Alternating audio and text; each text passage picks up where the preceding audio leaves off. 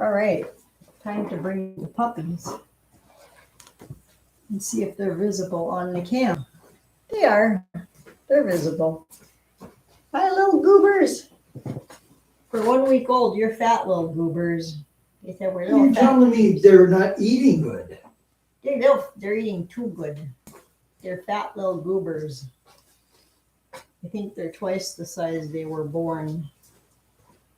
This is the all-white male. Can you see that in the camera, or do I have to change it? I can see. You want me to turn it to you?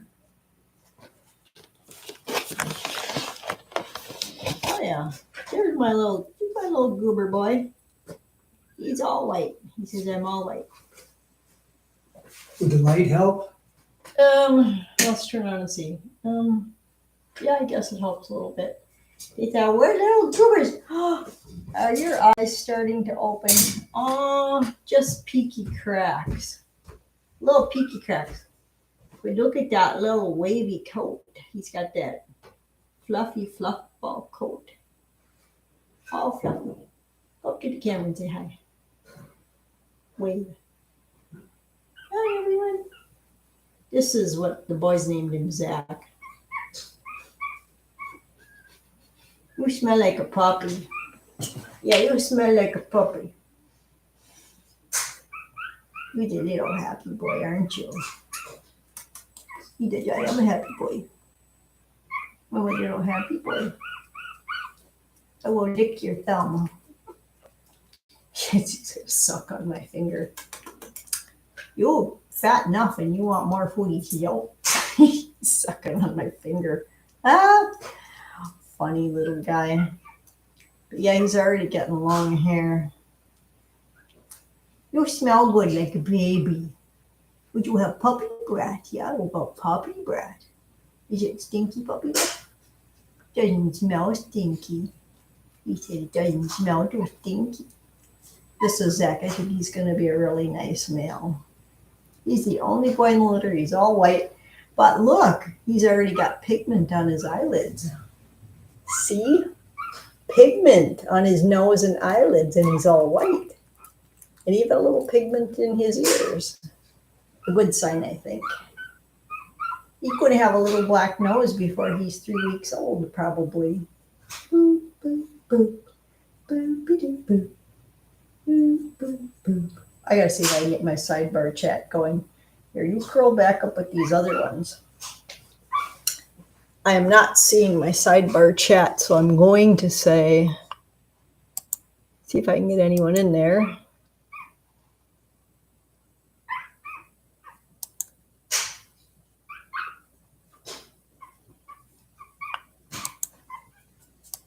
Okay, let's see if I can get something. Hi. Oops. Can't dive.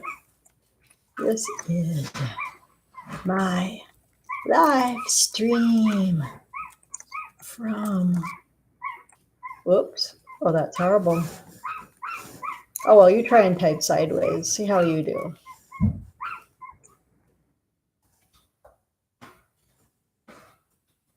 And then I'm going to hit send. Oh, there's a lot of squeaking going on here. Why are you squeaking? Let's find out. Why are you squeaking? Because my hot pad isn't under me. You're fat enough to not need your hot pad.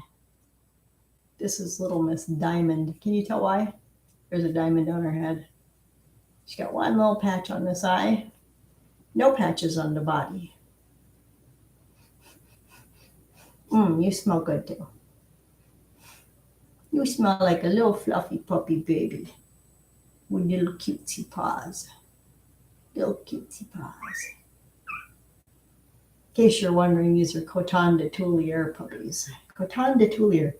I don't speak French, but if you do, you can tell me how to say it properly. But I do know coton means the word cotton. This will go rockabye baby. Rockabye puppy in the treetop. When the wind blows, the cradle will rock, rock, rock, rock, rock. When the bow breaks, the cradle will fall. And down will go puppy, cradle and all. Okay, she likes it. It put her to sleep. I always worked with the grandkids too. See? Snuggle bunny. Snuggle bunny. I love their little pink paws. You can see she's already got a black nose pigment coming in. And your little eyes are just starting to peek through. Just starting to peek through. Because she's a happy little girl. She's a very happy little girl. Yeah. Okay, let's see who's next here. This is Katie's favorite, my daughter-in-law, Katie. She loves this one with the body patches. And I think the boys call her Addie, the grandboys. She has beautiful pigment too.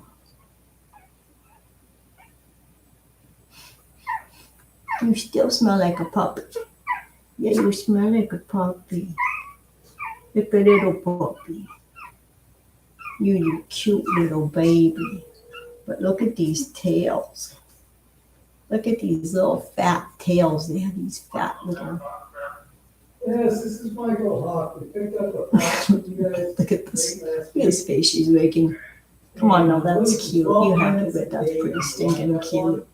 With those little paws sticking out like that. That's pretty cute. I'm pretty cute with my little paws. Boop, boop, boop, boop.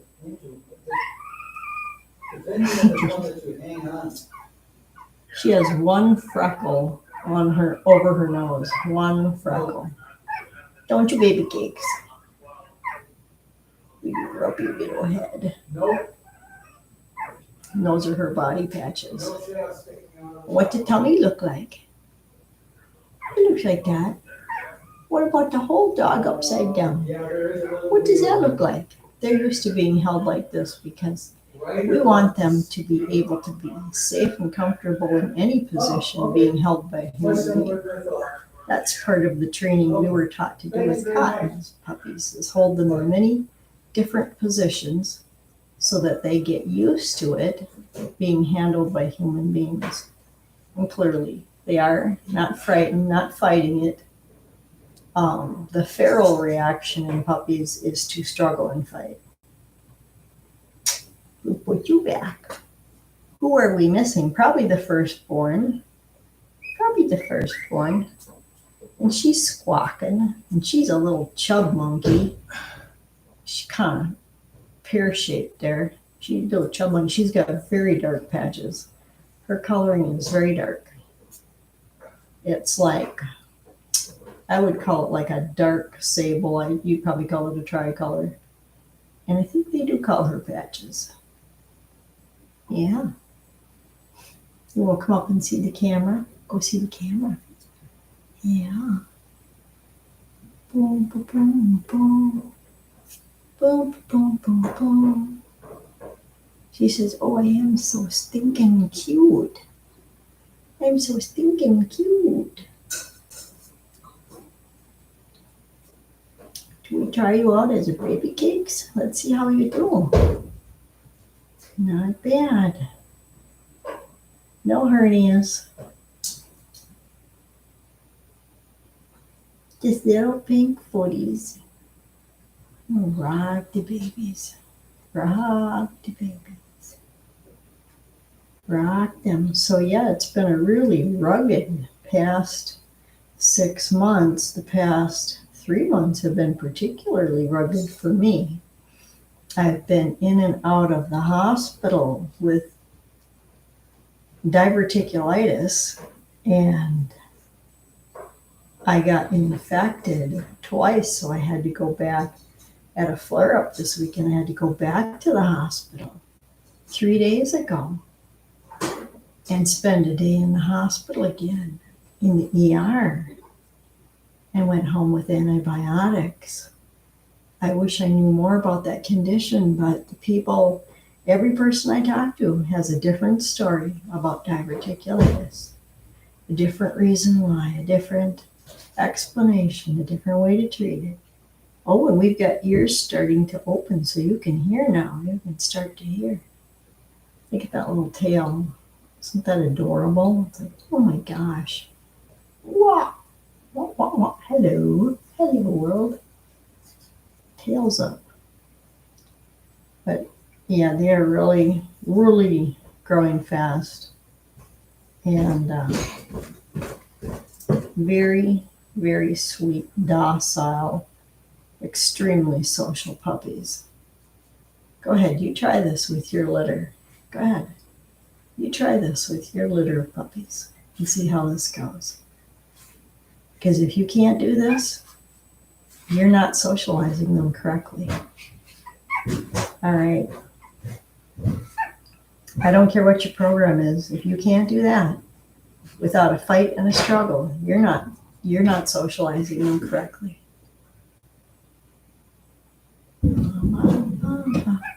And some breeders raise so many puppies that they don't have time to individually handle them. We have never done that. In the 40 years I have raised dogs, the maximum litters I've had in 1 year were 2. And the reason that I did that was because I had French bulldogs. And French bulldogs have C-sections. And there is always the unfortunate possibility you can lose one in a section, which only happened to me once ever because I raised so few dogs. In 40 years, I think I figured we raised like around or less than 100 to 150 total dogs. If you figure that out with an average of 4 puppies per litter, you're going to come up with about 2 to 3 litters a year or less. And there was about an 8-year period we didn't raise any puppies at all. 8 or more, because we became dog judges for AKC. Now, what an interesting process that was. And then we judged for specialty shows. In other words, things like ASCA. Did lots of shows for ASCA. ARBA. IABCA, is it? Saw lots of rare breeds. That's where I saw my first Cotons. I saw my first Cotons, Bolognese, White Shepherds, Golden, Pedengos, all of them at rare breed shows. And I did a lot of specialties in beavers. Yeah, beavers. Boom, boom. I saw those breeds before your AKC judges ever saw them. But I don't think at that time AKC frowned on you judging for any other organizations, but boy, what a way to get experience, because all those rare breeders would come up to you and talk to you about the dogs. They would talk to you. They wanted you to know about their breeds, the 3 sizes of Podengo. And it was very interesting. It was a great learning experience. Bergerons, you had to see all those breeds before they ever went to AKC. And now they're all at AKC. Guess who had a heads up on those breeds? The people who went and judged them. I think they've since removed that restriction, and I judged hundreds of Australian Shepherds for ASCA. Hundreds over a period of years. So it was very interesting. We had a unique judging career. We didn't get to judge a lot of shows at AKC, primarily because AKC ran me through the mill of red tape and made me do my provisionals 3 times, a third consecutive time. And I said on the 3rd time, no, absolutely not. It took 10 years the first time. It took almost 7 or 8 years the second time. And there was no advancing in breeds. So I just said, forget it. And I gave them their breeds back and I resigned after judging 20 years. They wouldn't let me advance. I was tired of playing their game. And I did everything right. I just didn't play the game their way. the way they wanted it done. And that was to join the judges' clubs they wanted, to hang out with the people they wanted, because that's wrong. You need a wide range of experience to be a good dog judge. You can't be limited to a specific pathway that even AKC charters for you. So we did our judging credentials, our judging course through the SCJA when they held it, when Wally Pade was still around. And it was a great course. Joe Gregory was involved with it. You had, I think it was James Crowley from AKC there. It was actually a very creditable course. It was before AKC's was ever in place. And you got a huge range of experiences. And every dog show we'd go to, we would stay for the seminars. We would go for lots and lots of breed seminars. I probably went to 100 breed seminars back in those days. So, yeah, we did a lot of education. And learned from a lot of breeders, watched a lot of judges, spoke to a lot of judges. You know, back in those days, I would be having conversations with people like Frank Sabella, Ann Clark, even Ed Bippen. Yeah, we even had conversations.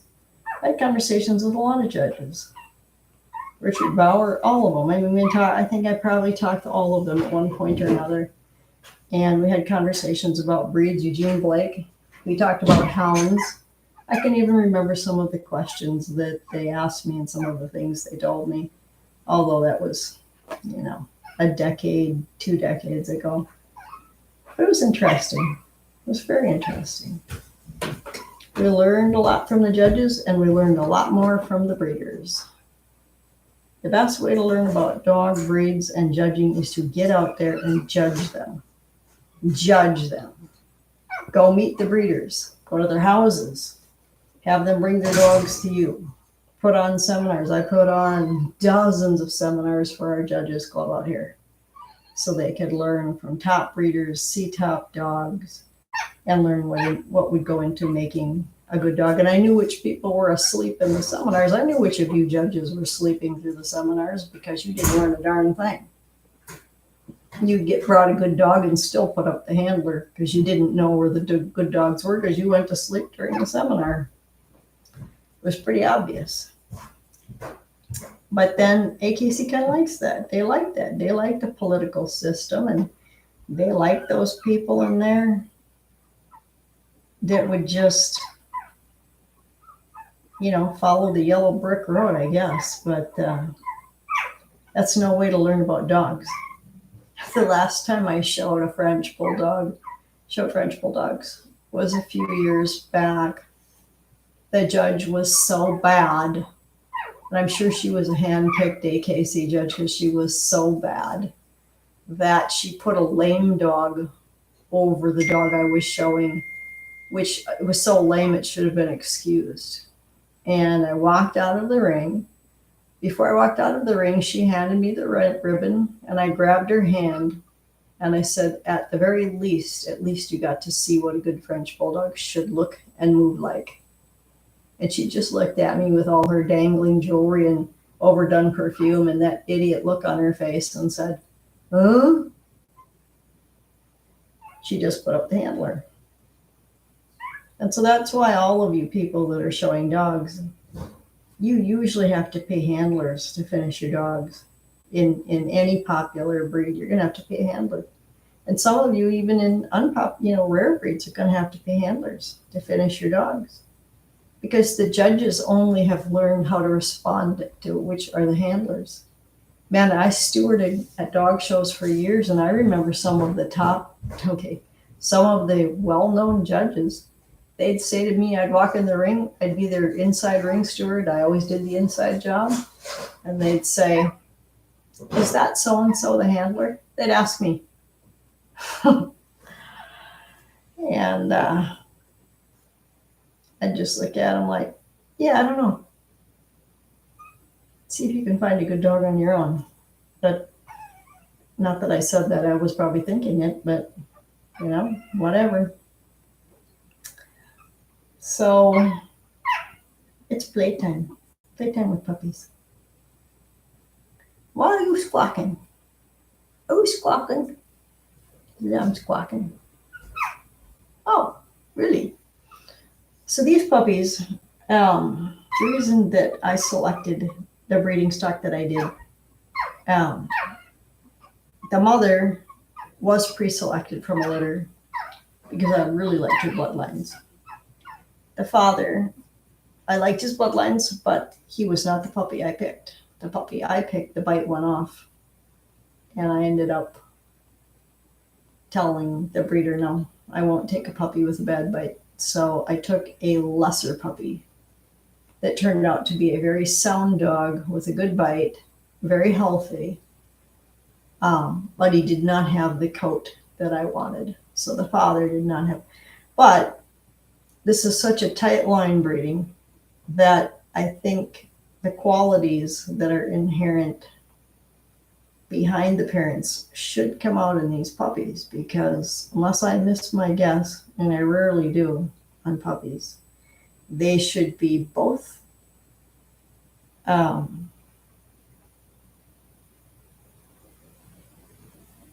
good quality and have good health. We've already done the DNA testing from 2 different sources. Somebody asked me, what DNA testing have you done? I said, well, of course we did embark, just because everybody wants to see an embark. I don't think it's the best one out there necessarily. We did Gensol to do specific tests embark doesn't cover. And so we were able to find the genetic traits that the parents carried and tried not to double up on anything that is a known problem. Of course, they were tested for BNAT, Banderas, all of the stuff that Cotons normally have, neonatal, all of it. It was all tested, and that was clear as a bell, of course. But there's smaller ones that aren't really as identified. For instance, this breed can carry von Willebrand's disease, interestingly enough. We had that in Frenchies. They can carry alt. They can carry any number of variables that aren't heavily discussed. They discuss the big primary ones, but they're not really discussing the smaller ones that do make a difference down the road. You breed 2 dogs with that are carriers of VWD, you could have a bleeder. You could have bleeders. That's almost like, it's like a form of hemophilia. So yeah, you need to know. And how many of you out there are actually testing your dogs for this? Well, I know some of the top breeders aren't. They are not. How do I know? I've asked them. They are not testing for them. Okay. It's just the way it is. You are going to get what you pay for it. If we spend $1,500 testing those dogs and another $500 testing these puppies, they'll be genetically tested before they ever leave this house. So why do we do that? Why do we spend that kind of money? It cost us close to $10,000 to bring the parents in and to pay for their genetic testing and get their health evaluated by the best experts we have. Because there's no other way to bring into this world the healthiest possible dogs you can. We know the parents don't have luxating patellas. We know they don't have hip dysplasia. We know they don't have spinal issues. We know they don't have bite problems. And they're genetically free of these major issues and the minor ones. What they're not going to be free of is factors that all Cotons carry now, because they took that original Coton dog that was a longer-legged, taller dog, and they bred it to very short-legged dogs and brought in CDDY. They brought it in through, it's like a dachshund factor, a corgi factor. They're going to carry that because of the short-legged, it's a genetic part of that package. They're going to be short-legged. And with that package can go a number of other problems that there's nothing we can do anything about. I remember we had one litter of 4 puppies, Coton puppies. The last time we also had 3 girls and 1 boy. How do you explain you've only had 2 litters in 10 years and there's 3 girls and 1 boy in each litter? I can't explain that. But that's exactly what happened. And when these puppies were born, the mother had never had a litter, of course. She's a year and a half old. I think she's getting close to 2 now. And normally dogs go into labor in the middle of the night. That's what I would have expected. She would have gone into labor in the middle of the night. She didn't. I noticed the night before I could squeeze some milk out. And generally, if you can squeeze milk out of them, they are either going into active labor, they're in some stage of going into active labor, or they're in active labor. And so the next day I was watching her, and she was laying and she was panting, and a lot of times they'll take this kind of spread eagle pose before they start laboring. But I had a telehealth phone call, and I was on it for like an hour, got off and went downstairs. And I was looking at her, and she was panting harder. And I thought, it's the middle of the afternoon. This is not typical. Almost all dogs prefer to go into labor in the middle of the night. It's just some sort of natural canine factor they do this. And I watched her, and she was contracting. And then she started contracting hard. And I was like, crap, she's in labor. So I was checking out the vagina. I was feeling to see if there was anything there. She had some discharge down on the back of her legs. And I thought, okay, so she has gone into active labor. And I just began watching her, petting her, sitting with her. And she would contract really hard. And then she would like whimper, and she wasn't moving. She wasn't getting up and actively circling, scratching, doing the things that dogs do in labor. She would just move a little bit and lay there and contract. I thought, okay, I'm going to get her up. And I got her up, moving a little bit, and she would still contract. And so I just started talking to her and petting her and praying over her and saying, please, Lord, let her have her puppies normally. I don't want to get her in for a section. But this went on about a half hour, and finally I called the vet that we use for sections on Frenchies, and they're like, yeah, our surgeon's gone home for the day or whatever. We can't help you, but we'll talk to you from the repro department, and whatever we can do to help, you know. They're like, you'd have to go to an e-vet somewhere. And, you know, e-vets are like, that is like your last ditch effort. You go to an e-vet. So this is a repro specialist. And so I was trying to encourage her, and I didn't put on a glove and put my hand up into the vulva because I did not want to go up there unless I absolutely had to. And I was just doing a little gentle squeezing around that pelvic area to see if she had enough pelvic opening to push a puppy through. And she, all of a sudden, she just contracted harder. And I said, come on, you can do it. You can do it. And I could tell it hurt. Coming out breech, it hurt. And she gave a push, and I saw feet come down, sticking out. And I thought, crap, I haven't got a glove, you know, and they come out sticky, and the sac was obviously broken because those were feet, and they were turning blue. And I got a hold of the feet, and I asked my husband, I said, get me a glove and get me some towels. And we had it right in the drawer, you know, there. And I got the feet and started a gentle downward traction, got the body out.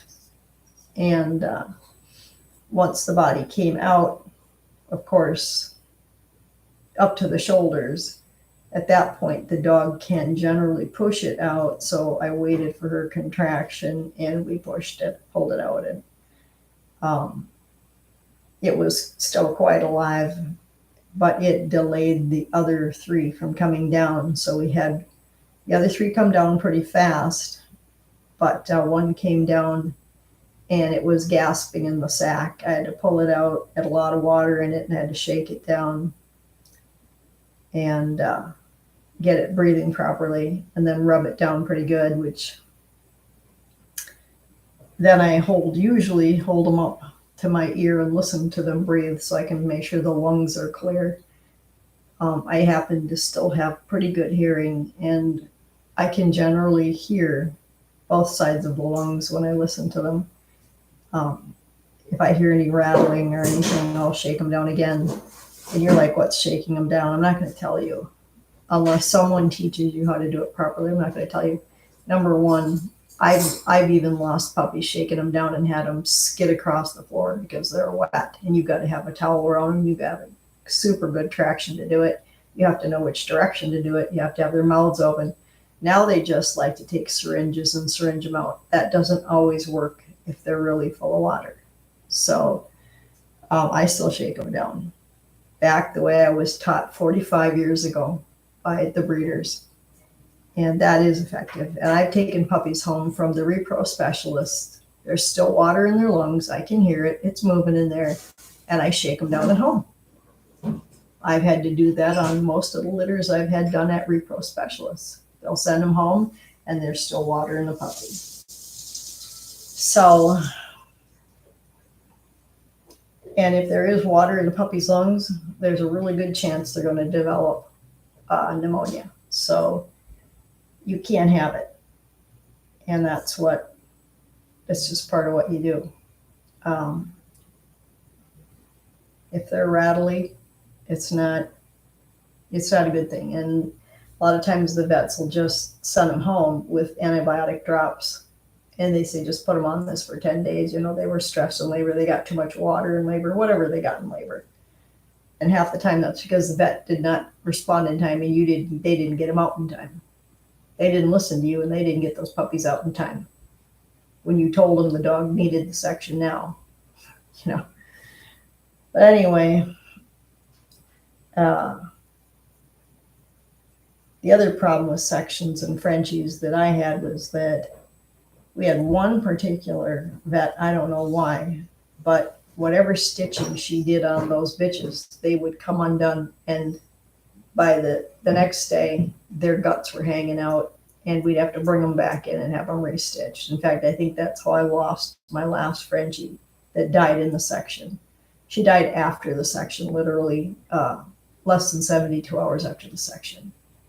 I think something was done wrong and her stitches came loose. We brought her back in. She was in terrible pain. They gave her Medicam instead of what she needed was like an opiate type drug. She needed a tramadol or something stronger. And Medicam is like high-powered ibuprofen. That's not going to kick it for section pain. And she was in so much pain she couldn't calm down. And after 24 hours, she was still not calmed down. And I said to my husband, she's going to die if she keeps panting like this. Brought her back to the vet because her stitches broke through. The vet on hand was not a repro vet. And she just rolled it over and stapled it. And I think the dog got heavily infected and died from sepsis. And I think that was the conclusion at the U. That's basically what they told me. But I had taken her into the E-vet the next day because she was going downhill. And actually, it might have been the day after the section. And at that point, her lungs were cleared. Her blood work was still okay. By the next day, she was in ARDS, AARDS, which is severe respiratory distress, and they're basically throwing up blood. Which I think was, and they said, basically the E-vet said, your dog was not given enough pain medication to handle this surgical process. Then they restapled her and didn't give her any more pain medication, any different type. So I essentially believe the veterinarian's mistakes killed my dog. And I said, that's the last litter I'll ever have. I'll never do a section again. I'm done. And we had to raise those puppies by hand, which I had never done. I was terrified. And I didn't know what I was doing. I tried talking to a lot of breeders. I tried to get all the information I could from vets. There were no available bitches to take the puppies, and I had to raise them by hand and figure out a formula. Bottle types we went through. I don't know how many types of bottles and nipples trying to figure it out. Then there's the overfeeding of them or the underfeeding, keeping them the right temperature, keeping them clean. And fortunately, I had an older bitch that would come in and clean them, and it took tons of work because they were on a goat's milk formula and they were all constipated all the time. And so she worked and worked and worked at it, and finally she hit a point where she was exhausted. She was an older bitch. She was exhausted. She had done about 2 weeks of cleaning, and she said, "I'm done." And which was then added an additional process, another layer where we had to start using glycerin suppositories to get the puppies to poop. And it was a friggin' nightmare. Something I would never want to go through again for any money. They missed out on their mothering attention, their mothering care, and I was trying to deal with the grief and loss of the mother while taking care of these puppies, which I felt horrible guilt because I felt like I had brought them into the world and, in essence, caused the loss of this dog that was precious to me. And so I was raising these puppies under extreme duress. We were up every 2 hours, setting alarms, going feeding, cleaning puppies all day and all night. And that's exhausting. It's absolutely exhausting. And I was probably 60 then. So I took every puppy in that litter and had it neutered with one exception. I even neutered every Frenchie I had. And I said, this will never happen again. This will never happen again. And I'm still dealing with some of the trauma of that. But anyway, the cotton litter, cottons should self-whelp. There's no reason that they should not self-whelp. But I think the fact that they're squeezing them down into a smaller and smaller package all the time, these dogs were like 14, 16 pounds, even up to 18 pounds at one point. But the average cotton back when we originally got them was around 14 pounds. Now you're squeezing it down into a toy dog size, an 8 to 12 pound dog. And it's supposed to be in the non-sporty group. Whose idea was that, to make a toy-sized dog and put it in the non-sport? It was in non-sporty because it was a bigger breed to begin with. Not necessarily the tall cotton dog that just looks like a Bergeron or something, but whatever they did, they reduced the size package far too dramatically. Whether it was done in Europe or America, it was done too dramatically and to the detriment of this breed, by making them short, really short-legged, longer-bodied like a Dandy Dinmont, and then reducing the weight, therefore the substance of the dog.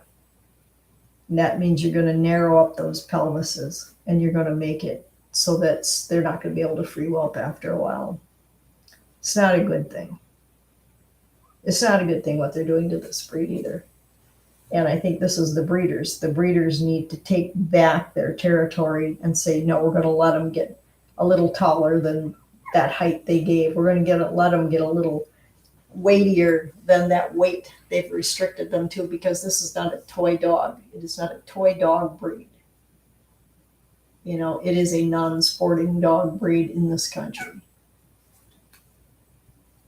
So these are just my thoughts on this. And I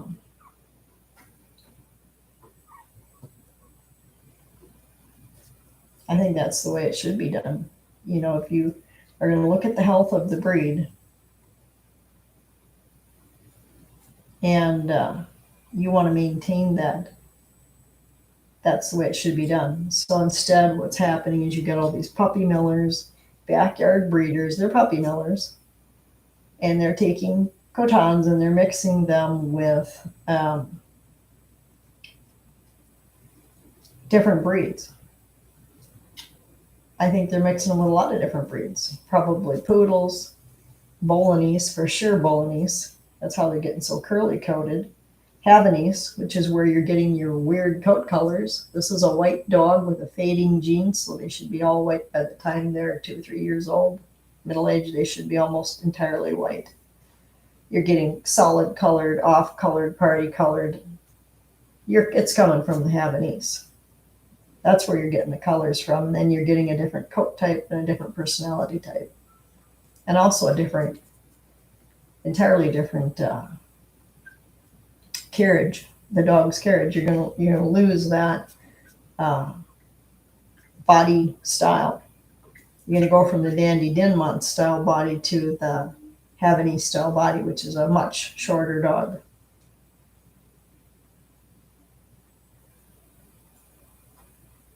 And your head shape's gonna change.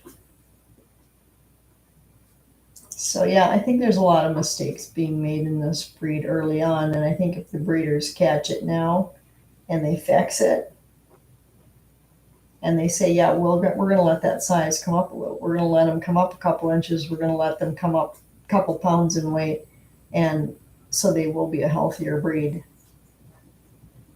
That would be a definite improvement.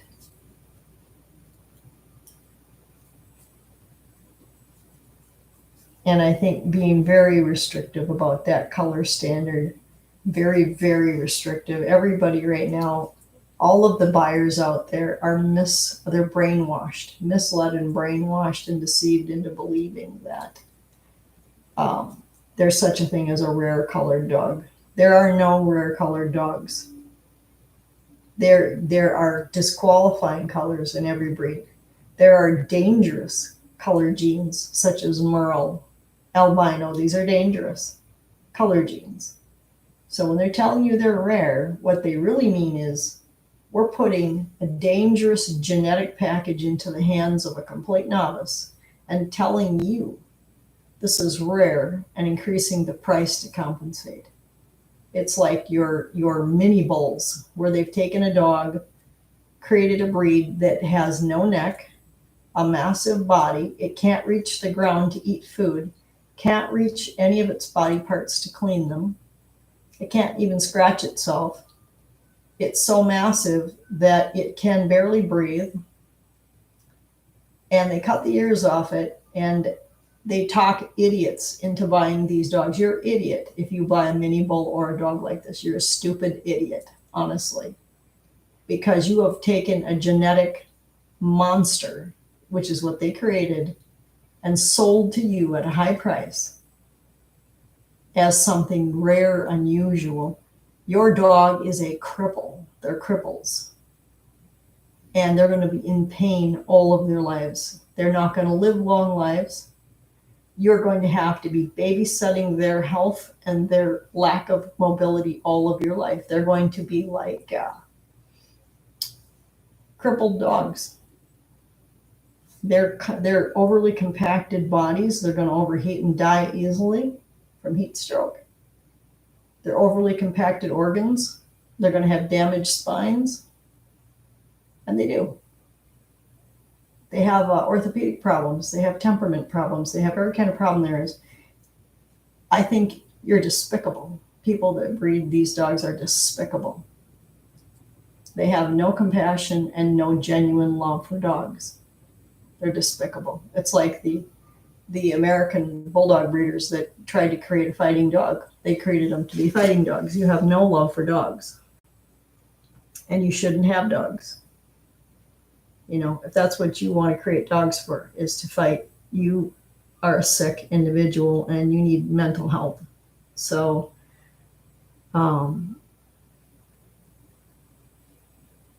there's no sport in pitting animals against each other to create pain and suffering.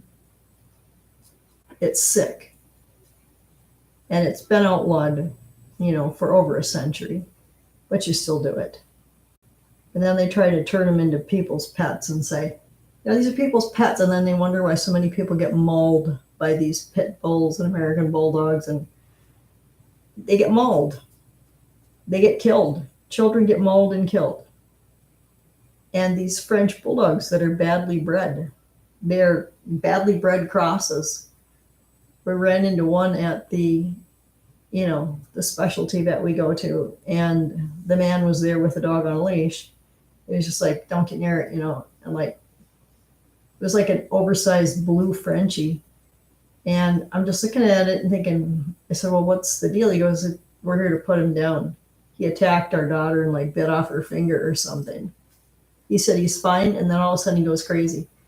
There's a thing called rage syndrome in dogs, and French bulldogs never had rage syndrome, never, until they started crossing them with other breeds and bringing out all of these dilute characteristics and calling them rare, disqualifying colors and calling them rare. It's not rare, it's disqualifying, and there's a reason. They have genetic issues. They have alopecia. They have skin problems. They have weak immune systems.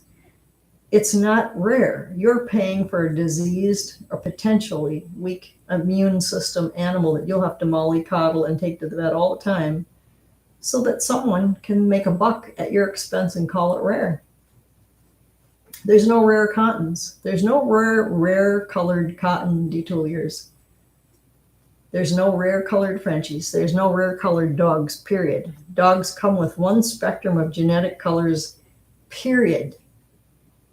And breeders learned a long time ago which ones were lethal, which ones were dangerous, and which ones created unhealthy animals, and they barred and disqualified them. So if you are a smart dog buyer, you read the breed standard and you pay attention to what's disqualified in that breed. There's a darn good reason it's disqualified. And some propaganda expert is going to come in and make money selling you, scamming you, selling you the defects and tell you it's rare. But that's how stupid the public is. The public is literally that ignorant. So they should hold classes that talk to people about why breed standards are created, why they have specific disqualifications, and what they're for. And, it used to be AKC dog shows would hold these seminars for buyers, potential buyers. And, prior to COVID, there was probably one at every dog show that was a decent sized dog show. Now they don't hold them. I don't see them holding them. And so the buying public is literally at the mercy of scammers, and scammers are everywhere. How do you know? They pay for all the advertising. The first words that you type into Google are going to be paid scam advertisers, and you know it. Or Bing or anything. You can't get past the scammers because those people are paying for advertising that supersedes anyone else's. And they're scammers, they're moneymakers. They're there. If they can pay for advertising like that, they're making a lot of money at the expense of somebody that's ignorant. So what you got to do to find results is to go way past that. Pull up the pages they don't let you see. If you're looking for a dog, you go to the parent club. The parent club you can find through AKC's website. And then you start looking for breeders in your area. It's not that they're all good or they're all perfect. Even the clubs are by far from perfect. But that is like the only legitimate resources you have. So where else are you going to go? Where else are you going to go? That's the most legitimate resources you have, and going out and meeting breeders, whether it's at dog shows and preferably in their homes. If you don't like the way they're taking care of their dogs in their homes, you are not going to be happy with the dog you buy. That's one reason I do these. I want to do these live cams and videos because I want people to be in my home and see it and have the opportunity to look at the way that we live, raise our dogs. We may never have another litter of puppies again. My husband's 70. We may never have another litter. This might be the last litter we ever have.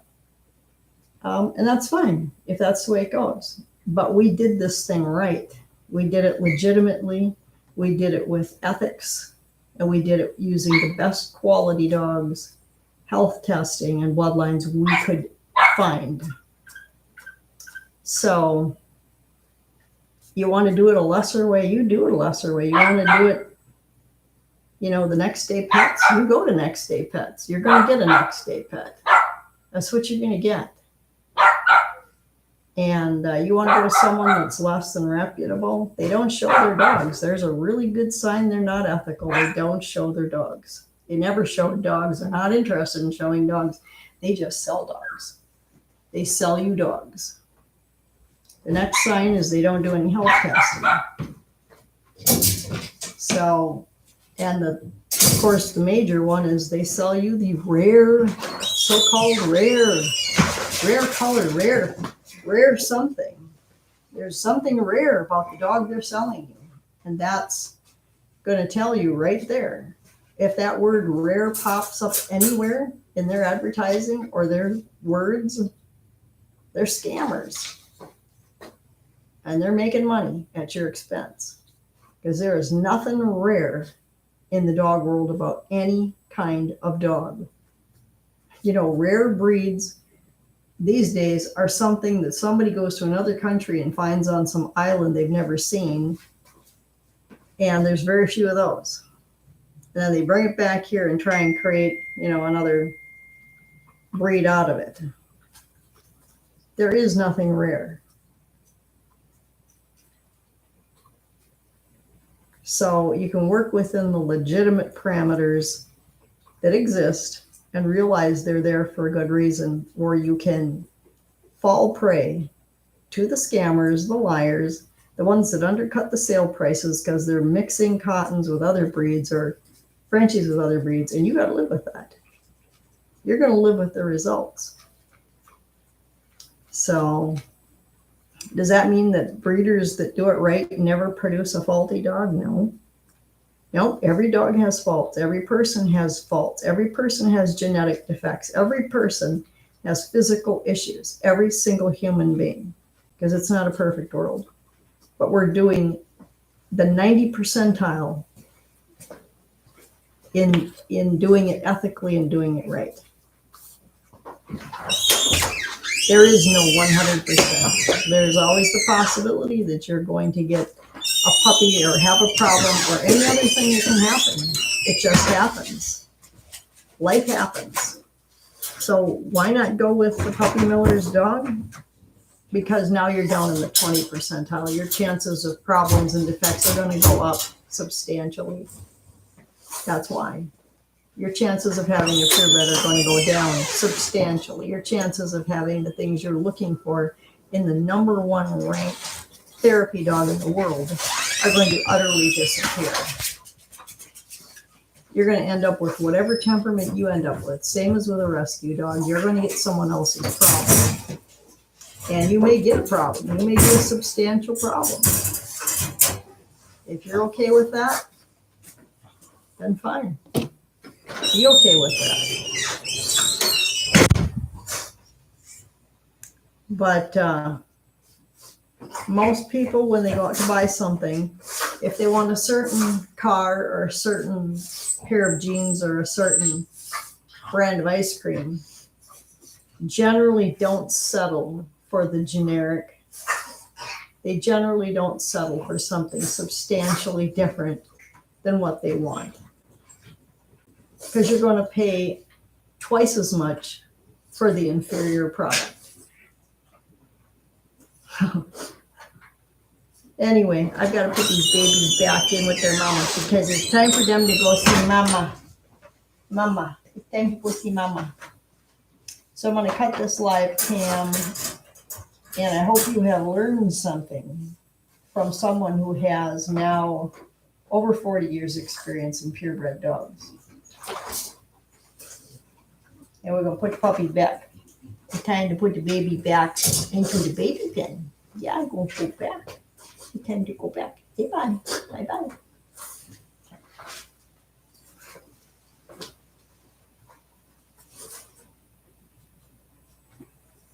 Okay, little guys, we're going to go see mama. We're going to go see mama. Yeah. Okay. Bye-bye. All right, so I'm going to cut this live cam and say bye.